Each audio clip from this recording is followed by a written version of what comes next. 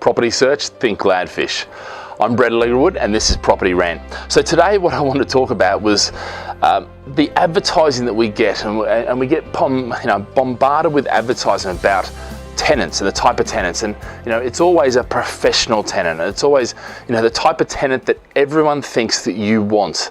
The reality is the price of the property will determine the type of tenant you get, to a large degree. And this is the thing is, I manage over 1,200 properties in the UK. Not me, my team do.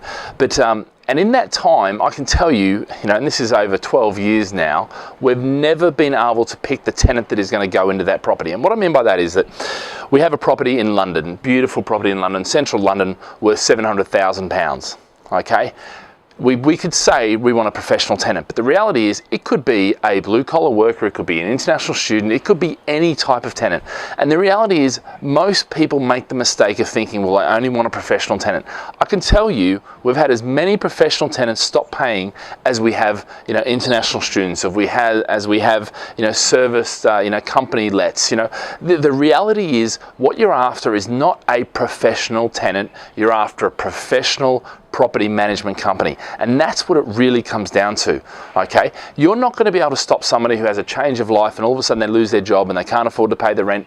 You're not going to be able to stop that. The references are unlikely to stop that to a large degree. Certainly if they've had in the past that's happened, then yeah, you might ward those off. But the reality is, don't look for a professional tenant, look for any tenant, okay, and then make sure your property is professionally managed. Okay guys, have a great day, live with passion.